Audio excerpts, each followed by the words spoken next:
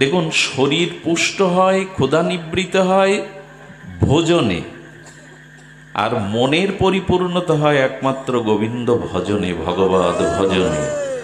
ভজন ছাড়া মনের প্রসন্নতা, সন্তুষ্টি আসবে না।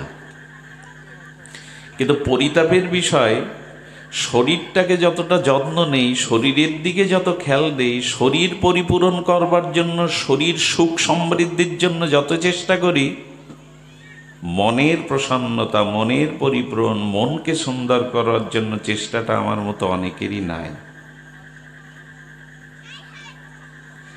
দেখুন, ভাগবত পরম ধর্ম কেন জানেন? ভাগবত পরম ধর্ম এই জন্য, এখানে শরীরের কোনো সুখ সুবিধার ব্যবস্থা নাই। এখানে যা কিছু আচরণ হচ্ছে সব কিছু মন বা আত্মার সন্তুষ্টির জন্য। এখানে যদি শরীরের বিধি ব্যবস্থা থাকতো, আপনাদের মতো বিজ্ঞজন, পণ্ডিতজন, শ্রেষ্ঠজন, মান্যজন মাটিতে বসতো না, ধুলায় বসতো না। এর মধ্যে যারা আছেন এরকম, ভাগবত ব্যতীত এখানে কখনো বসবেন, মাটিতে বসবেন? ভাগবত ব্যতীত, কোনো আনুষ্ঠানিকতা ব্যতীত এখানে আপনি বসবেন না। ভাগবতের পুষ্টি হয় আত্মার, মনের। আচ্ছা, এইখানে 2 ঘন্টা একটানা বসেছেন, যদি জলতৃষ্ণাও পায় কেউ সেটা বলতে রাজি? যদি শরীরের মলমূত্র বেগ হওয়া উচিত নয়, যদি হয় তবুও মানুষ সেটা ভুলে, কত মশা এসে যন্ত্রণা দিচ্ছে, সারাদিনের কর্মক্লান্ত শরীর অবসন্ন বিশ্রাম চাইছে, তবু বিশ্রাম নিচ্ছেন না। এখানে 1 কাপ চা বিস্কুট পড়ে মরুক, 1 গ্লাস জলও আপনার সামনে কেউ এনে তুলে ধরছে না। এগুলি শরীরের জন্য না। ভাগবতে আসতে হয় কেন জানেন? সারাটা জীবন, সারাটা দিনমান দেহকে পুষ্টি করেছি, দেহকে সাজিয়েছি, দেহের ভোগবিলাসে ব্যস্ত দেখেছি। একমাত্র ভাগবতে এলেই কেবল মন বা আত্মার পুষ্টি হয়, মন বা আত্মার প্রসন্ন হয়। এখানে সব ব্যবস্থা আত্মার জন্য, মনের জন্য, সব ব্যবস্থা মন বা আত্মার জন্য। এই জন্য ভাগবতে এসে শরীরের সুখ সুবিধা, কত শীত, কত গ্রীষ্ম, কত তাপ সহ্য করতে হয়, ক্ষুধা তৃষ্ণা সহ্য করতে হয়, কি করে বাড়ি ফিরবেন, যানবাহন নেই, অথচ বসে আছেন। আর এরই নাম তপস্যা, এরই নাম শরীরের তাপকে সহ্য করে আত্মাকে সন্তুষ্টি, মনকে সন্তুষ্টির যে বিধি ব্যবস্থা, একে বলে তপস্যা। তাপ সহা, তপস্যা কথা সহজ চলে, তাপ সহা, তাপকে সহ্য করা, ক্ষুধা তৃষ্ণা ক্লান্তি এগুলোকে সহ্য করা। আর এই তপস্যার দ্বারাই মানুষের পরম কল্যাণ হয়। তাই ভোজনে যেমন শরীর অস্তিত্ব টিকে থাকে, তেমন মন বা আত্মার প্রসন্নতা একমাত্র ভজনের দ্বারাই পরিপূরণ হয়, অন্য কিছুর দ্বারাই নয়। এই জন্য ভজন চাই। কিন্তু দুঃখের বিষয়, মানুষ জন্ম থেকে মৃত্যু পর্যন্ত ভোজন করে। মৃত্যুর দিনে গালে জল দেওয়া হয়, মুমূর্ষ ব্যক্তির ফলের রস দেওয়া হয়, স্যালাইন দিয়ে গ্লুকোজ দেওয়া হয়। আচ্ছা, মৃত্যুর দিন পর্যন্ত মানুষ ভোজন করে? মৃত্যুর দিন পর্যন্ত মানুষ ভোজন করে? তো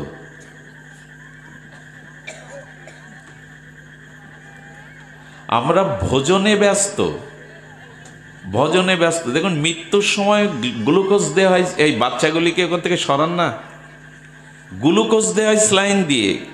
মৃত্যুর সময় গালে জল দেয়, ফলের নির্যাস রসগুলো দেয়। একবারও মনে পড়ল না জন্ম থেকে মৃত্যু পর্যন্ত ভোজন করে গেল? কিন্তু এখন যদি কেউ মারা যায়, ধরুন আমি মারা গেলাম, যে রান্নাবান্নাগুলো পূর্বে করা ছিল, কি বলে জানেন বাড়ির গুরুজনরা? শ্মশানে অন্ত্যেষ্টিক্রিয়ায় যাওয়ার আগে খেয়ে নাও। মৃত আপনজনকে তুলসী তলায় শায়িত করে মনে করিয়ে দেয়, আজ আর খাওয়ার সময় পাবে না, যা রান্নাবান্না আছে খেয়ে নাও। অথচ বাড়ি মানুষ মারা গেলে, প্রিয়জন বা কোনো বিপদ আপদ এলে বলি কি, আমার এখন খুব খারাপ সময় যাচ্ছে, এখন ঠিক ভজন করবার মতো উপযুক্ত পরিবেশ অনুকূল নেই। মরা ব্যক্তিকে আপনজনকে তুলসী তলায় নামিয়ে খাওয়ার, আচ্ছা কেউ মারা গেলে কেউ না খেয়ে থাকে কি 2-4 দিন? বাড়িতে বিপদ এলে, সংকট এলে কেউ না খেয়ে থাকে কি? সংকটে, বিপদে, মৃত্যুতে মানুষ ভোজন করে, অথচ মানুষের জীবনে রোগ শোক সংকট এলে বলে এখন প্রভু আমার অনুকূল সময় যাচ্ছে না, এখন আমার ভজনের সময় নাই। মানুষ জীবনে ভোজনকে যতটা গুরুত্ব দেয়, ভজনকে ততটা গুরুত্ব না দেওয়ার কারণেই জন্ম মৃত্যু চক্র থেকে, অভিশাপ থেকে আমরা মুক্তি পাই না। কারণ শরীর নাশ হয়, মনের নাশ। মৃত্যুর পরে পরে আপনার মনের কর্মের যে প্রভাব স্বভাব, ওটা আপনার পরবর্তী জন্মের কারণ হয়ে যায়। শরীর তো নষ্ট হলো, কিন্তু মন নষ্ট হয় না। আর একটা জিনিস কি জানেন, শরীর বিদ্ধ হয়, শরীর জড় হয়, কিন্তু মনের বার্ধক্য কোনোদিন, বরঞ্চ মৃত্যুর সময় মনে আরো বেশি যৌবন আসে, সারা জীবনের স্মৃতিগুলো মন স্মরণ করিয়ে দেয়। এই জন্য ভজন সাধন ভাগবত কেন না, মনের প্রসন্নতা, মনের সন্তোষ, মনের পুষ্টিতা, সেই সাথে আত্মার সুপ্রসন্নতা, এটা একমাত্র ভজনে আসে। মানুষকে প্রথমেই সংকল্প নিতে হবে আমি কেন ভজন করতে চাই, ভজনই তার একমাত্র মঙ্গল। আচ্ছা কেউ যদি প্রশ্ন করে, হরিনগর শীতলা মন্দির কমিটিবৃন্দ, সেবকবৃন্দ ভাগবতের আয়োজন করলো কেন? অনেক কিছুই তো ছিল। ভাগবতের আয়োজন এই জন্য, কি মার্মিক কথা দেখুন, ভাগবতের আয়োজন এই জন্য, গোবিন্দ শ্রীমৎ ভগবত গীতাতে কথাটি খুব আদরপূর্বক বলে গেছেন, মচ্চিত্ত মদ গত প্রাণা বোধয়ন্ত পরস্পরম কথায় অন্তশ্চ মাং নিত্য অন্তঃসন্তি চ রমন্তি চ। ভাগবতে এও বলেছেন, ধুনতি সমালং কৃষ্ণ সলিলস্য যত সরত। ভাগবত এও বলেছেন, শ্রীন্নান্তু সকতঃ কৃষ্ণ পূর্ণ শ্রবণ কীর্তন হৃদয়স্থিত অভদ্রাণি বিধুনতি সুহৃদ শতম। বাবা, আচ্ছা এই ভাগবত শ্রবণের ফলশ্রুতি কি? এখানে যে এসেছেন, তৃতীয় দিবস হরিকথার ভক্তিযজ্ঞের রসযজ্ঞের আপনারা আস্বাদন ব্রতী চাতক সম হয়ে এসেছেন, বসেছেন, আস্বাদন করেছেন, এর প্রাপ্তিটা কি? বলে এর প্রাপ্তিটা কি জানেন? ভাগবতের জন্য যে সময়টুকু উৎসর্গ করেছেন, মন প্রাণ নিবেদিত আত্মা হয়ে যে সাধুমুখে, মহান ভক্তমুখে হরিকথা শ্রবণ কীর্তন করেছেন, যেটুকু সময় এই হরিকথাতে অর্পণ করেছেন, নিবেদন করেছেন, শরীর মন প্রাণ এটে সমর্পিত করেছেন, ভগবান বলছেন কি, মাটিতে 10 কেজি বীজ বুনলে খেতে ফসল হয়ে কতটা ফেরত আসে? 10 কেজি কোনো বীজ বুনলে ফসল কি সেই 10 কেজি পাবেন? 10 মণ পাবেন। তো মাটিতে যদি বীজ বপন করা হয়, মাটি তার থেকে শতগুণ বেশি। একটা ধানের চারা পুড়লে সেই শীষ হতে, ধান বৃক্ষ হতে কটা ধান হয়? বলে মাটির বুকে বীজ বপন করলে যদি তার শতগুণ বেশি ফিরিয়ে অভাব দূর হয়, তবে যেটুকু সময় হরিকথা সাধু সঙ্গে সমর্পিত করেছ, মনের বা অন্তরের ভক্তিবীজ বপন করেছ, তার কোটি কোটি গুণ বেশি কৃপারূপ ভক্তিরূপ ভগবানের কৃপা তুমি ফিরে পাবে, কোটি কোটি রূপ। একটা বীজ বপন করলে তার থেকে যে বৃক্ষ হয়, ও থেকে একটা ফল পান। মাটি যদি এত দাতা হয়, মাটি যদি একটা বীজ বুনলে 1000টা ফসল ফিরিয়ে দেয়, তো স্বয়ং গোবিন্দের অভিন্ন কলেবার ভাগবতে যে সময়টা, ভাগবতে যে ভক্তির বীজটা বপন করছেন, সেটা কতখানি পাবেন ফিরে? বলেন ফিরে পাবে কি গো? আমি যেদিন আমার কথা শুনতে এসেছে, সেই দিন আমি তার বন্ধু হয়ে কথা দিয়েছি, আমি তাকে আমার চরণে প্রেম ভক্তি দিয়ে দেব, এরকম ফল পাওয়া যাবে। আচ্ছা, সেই বীজ বপন করে ফসল ফলিয়ে যে অর্থটা পেলাম, ওটা সিন্ধুকে ব্যাংকে রাখলাম, মৃত্যুর পরে সিন্ধুকের স্বর্ণ অলংকার সম্পদ বা ব্যাংকের জমানো অর্থ আমার সাথে যাবে তো? যে বীজ বপন করলাম, ফসল ফলালাম, সেটা বিক্রি করে যে ধনসম্পদ হলো, আমার মৃত্যুর বার সিন্ধুক থেকে, ব্যাংকের থেকে ওইটা আমার সাথে যাবে তো? একটু কথা বলুন, যাবে কি? যাবে না।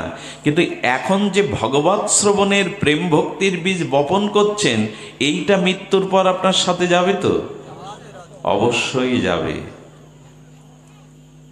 কোন চাষটা বেশি করা উচিত?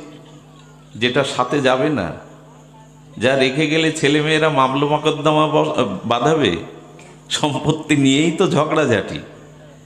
যে সম্পত্তি করে গেলেন খেটে খুটে, আমি খাটতে নিষেধ করছি না, কর্ম করতে নিষেধ করছি না, কিন্তু জীবনে ভজন কেন প্রয়োজন, হরিকথা শ্রবণ কেন প্রয়োজন, সেটাই বলবার অভিপ্রায় আমার। কর্ম কাউকে নিষ্কৃত হতে বলছে না, কিন্তু লক্ষ্য করুন, যে সম্পত্তি সাথে গেল না, সেই বীজ বললেন, বিষয় বাসনা কামনা কর্মের বীজ, কত ফসল ফলালেন, কিন্তু এটা সাথে গেল না। কিন্তু সামান্য সময় সাধু সঙ্গে যে হরিকথা শ্রবণ করেছেন, হরি নাম সংকীর্তনাদি করেছেন, সেই ফসল আপনার সাথে গেল, সেই ভজন রূপ ফসল আপনাকে প্রেম ভক্তি পাইয়ে দিল ভগবৎ চরণে। এই জন্য সুমেধা যাদের, সুবুদ্ধি যাদের, তারা জগতে ভজনের জন্যই বেঁচে থাকে, ভজনই তাদের জীবন সর্বস্ব হয়। ভজন দেখুন, হরিকথা শ্রবণ করলে পৃথিবীর যত যাগ যজ্ঞ পুণ্যকর্ম দান ধ্যান তীর্থকর্ম আছে, সেগুলি আচরণ করলে, যথাযথ শাস্ত্রীয় বিধিতে আচরণ করলে পুণ্য হবে। আর সেই পুণ্যের ফলটা আপনি তাৎক্ষণিক পাবেন না, সেই পুণ্যের ফলটা আপনি তাৎক্ষণিক পাবেন না।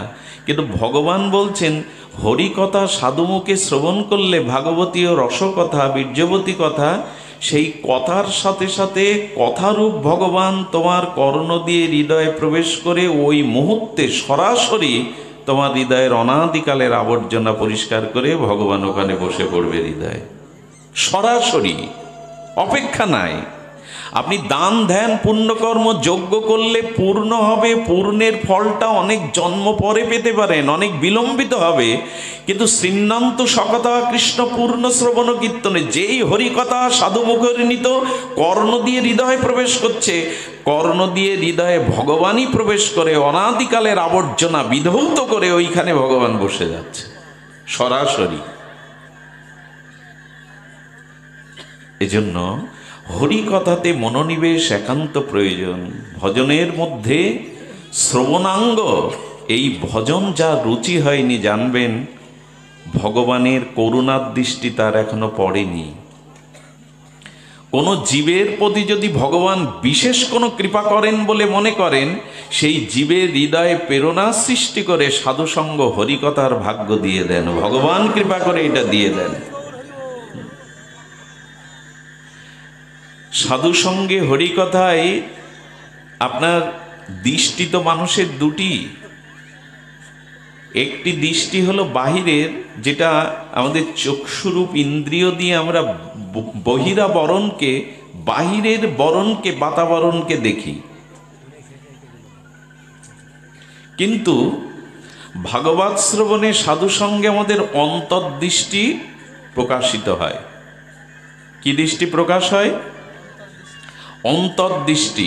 ভাগবতে না এলে বিবেকের যে দৃষ্টি, বিচারের যে দৃষ্টি, অন্তর্দৃষ্টি, এটা প্রকাশ হয় না। আমাদের ভেতরের দৃষ্টিটা আজ বড় ক্ষীণ হয়ে এসেছে। ভেতরের দৃষ্টিটার দিকে দরকার। বাইরের দৃষ্টি কাকে বলে আর ভেতরের দৃষ্টি কাকে বলে? অন্তর্দৃষ্টি বা বিবেকের দৃষ্টি, বিচারের দৃষ্টি। সেটি হলো যখন নিজেরটা দেখি, আমি আমার কুটুম্ব সজ্জন, নিজেরটা দেখি, একে বলে বাইরের দৃষ্টি। যখন অপরের মঙ্গলটা দেখি, অপরের কল্যাণটা দেখি, অপরের কিসে মঙ্গল হবে, কল্যাণ হবে, এই দৃষ্টিটা যখন পড়ে, এটা হলো ভেতরের দৃষ্টি। বোঝা গেল কি মা? যখন আমি আমার স্ত্রী পুত্র কুটুম্ব সুখ সুবিধা এই চোখে দেখি, আমার কত জায়গা, আমার কত বাড়ি গাড়ি, আমার কোনো ধনসম্পত্তি, আমার কত স্ত্রী পুত্র নিজজন, এটা বাইরের দৃষ্টি। আর যখন অপরের মঙ্গল, অপরের কল্যাণ, অপরের হিতের দিকে, অপরের উদ্ধারের দিকে আপনার দৃষ্টি যাবে, বিচার যাবে, এটা ভেতরের দৃষ্টি। এটা ভাগবতেই কেবল খোলে। অন্তর্দৃষ্টিটা আসা খুব দরকার। যেমন মোবাইলে যে ক্যামেরায় ছবি তুলি আমরা, এই ছবিটা এখন যদি কোনো সহৃদয় ভদ্রলোক তোলে, তাহলে আমার বাইরের যে পোশাক আছে, মুখের অবয়ব আছে, শুধু সেটাই উঠবে। আমার কিডনি, হার্ট, লিভার, হাড় গোড় উঠবে তো? আবার যে কিডনি আছে ভেতরে, লাংস আছে, হাড়গুলো উঠবে তো এই ক্যামেরায়? উঠবে কি? ওই হাড়, কিডনি, লিভার তুলবার জন্য এক্সরে মেশিন রূপ ক্যামেরা আছে। ওতে ছবি তুললে বাইরের কিছু উঠবে না, ভেতরে যা আছে তাই উঠবে। ভাগবত শ্রবণ করলে, সাধু সঙ্গ করলে ভেতরের ক্যামেরা, ভেতরের দৃষ্টি বেরোয় যে আমার একার কল্যাণ কল্যাণ নয়, আমার একার মঙ্গল মঙ্গল নয়, সকলের কিসে হিত হবে, সকলেই কিসে গোবিন্দ চরণার বিন্দের সমর্পিত হবে, কখন সকলের কেবল ভজন জীবন হবে। এই অন্তর্দৃষ্টিটাই আমাদের কমে গেছে। দেখুন, যারা শুধু নিজের স্বার্থের কথা ভাবে, গোবিন্দ বলেছেন এই ভোগী, অহংকারী, আত্মকেন্দ্রিক লোক অসুর। আর যারা অপরের প্রতি দৃষ্টি দেয়, অপরের কল্যাণের প্রতি দৃষ্টি দেয়, এরা দেবতা। খুব সুন্দর একটা ঘটনা মনে পড়ল। আপনাদের মতো বিজ্ঞ শ্রোতাদের, ভজনশীল শ্রোতাদের, অনুভবী শ্রোতাদের বলা যায়, একবার ব্রহ্মার কাছে অসুরগণ গিয়ে বলছেন, আচ্ছা, আপনি আমাদেরও সৃষ্টিকর্তা, দেবতাদেরও সৃষ্টি আপনাদের থেকে, তো এরকম বিধি ব্যবস্থা দুটো কেন? বিধি ব্যবস্থা দুই রকম কেন? অসুররা বলছেন, যাবতীয় পূজা পার্বণ, সম্মান, সুবিধা, প্রণাম, অর্ঘ্য, উপাচার, নিবেদন, যশ, যা কিছু দেবতাদের জন্য। আমরাও এই সৃষ্টিতে অসুর রূপে জন্মে আমাদের সকলেই ঘৃণার পাত্র, শত্রু মনে করে আমাদের স্তব স্তুতি কেউ করে না। ব্রহ্মা, আপনার এই দু চোখ বিচার কেন?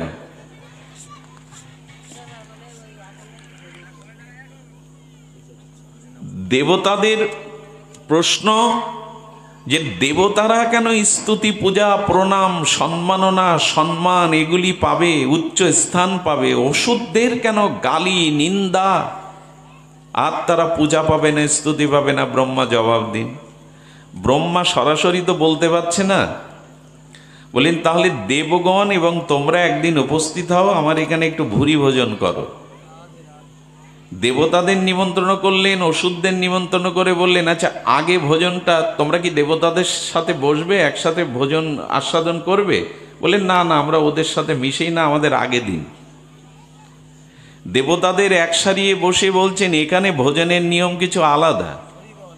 অসুরদের ব্রহ্মাজি বলছেন, এখানের ভোজনের নিয়ম হলো আপনাদের হাত দুটো সামনে প্রসারিত করতে হবে সোজা, হাতে দুই হাতে কাঠ বেঁধে দেওয়া হবে, সামনে খাদ্য দেওয়া হবে, এই খাদ্য খেতে হবে আপনাদের। সব অসুরদের সামনে বসিয়ে দুটো হাত সামনে কাঠ দিয়ে সোজা সমান্তরাল করে বেঁধে দিয়ে খাদ্য সামগ্রী সামনে দিয়েছে। দেবতা রেগে মেগে বলছেন, ঠাট্টা করছেন আমাদের সাথে প্রজাপতি? হাত সমান করে সোজা কাঠ দিয়ে বেঁধে কেউ তুলে খেতে পারে? আরে, আপনি আমাদের নিমন্ত্রণ করে, ভোজনের নিমন্ত্রণ করে ঠাট্টা করছেন? কেউ বাঁধা হাত প্রসারিত করে মুখে খাদ্য তুলতে পারে? বলেন, আচ্ছা, আপনাদের মতো একই অবস্থা আমি একটু সামনে দেবতাদের বসাই। দেবতাদেরও হাত বেঁধে সামনে দিয়ে বলছে, দেবগণ আপনারা সেবা করুন, ভোজন করুন। দেবগণ তখন পরস্পরের মধ্যে বলা বলি করে বলছে কি, আমরা যে 50 জন আছি, 25 জন সামনে বসুন, 25 জন এধারে বসি। হাত নিজের দিকে না আসতে পারে, হাত তো সামনে যাচ্ছে, সামনেই আছে। হাত আমার মুখের দিকে আসবে না, কাঠ দিয়ে বাঁধা, কিন্তু সামনে যে বসে আছে তার দিকে তো হাত যাবে। দেবতারা একে অপরকে খাওয়াতে লাগলো। পুরো ভোজন সেরে আত্মতৃপ্তি বললো। অসুরদের বলল ব্রহ্মা, বিচারটা তোমরাই করে নাও। যারা শুধু নিজের কথা ভাবে, নিজের ভোগের কথা ভাবে, নিজের সুখ সুবিধার কথা ভাবে, এরাই অসুর, এরা দানব।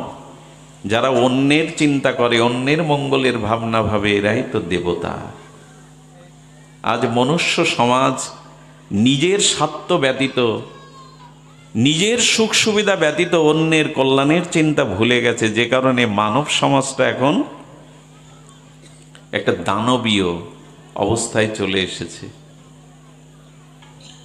এই জন্য শাস্ত্রে বলছেন, ভেতরের দৃষ্টিটা প্রসারিত করো, অপরের যাতে হিত হয়, সকলেই যাতে গোবিন্দ চরণ পায়, সকলেই যাতে প্রেম ভক্তি ভজন পায়, এই চেষ্টাটা ভাগবতে হয়। এই জন্য শাস্ত্রে বলছেন, দেখো, অপরের চিন্তা যদি না করো, অপরের কল্যাণের যদি চিন্তা না করো, তোমার নিজের কল্যাণ কখনো সূচিত হতে পারে না। অপরের কল্যাণ চিন্তাই নিজ মঙ্গলের প্রসূতি। এই জিনিস আজ মানব সমাজ থেকে ধীরে ধীরে সরে যাচ্ছে। এই জন্য ভাগবতে এলে মানবীয় মনুষ্যত্বের যে মন্ত্র, তাহলে অপরের জন্য বাঁচো, অপরের মঙ্গল চিন্তা করো, এটাই তোমার হিত, এটাই তোমার প্রকৃত কল্যাণ। কিন্তু এই কথা আজ বড় ভুলতে বসেছি আমরা।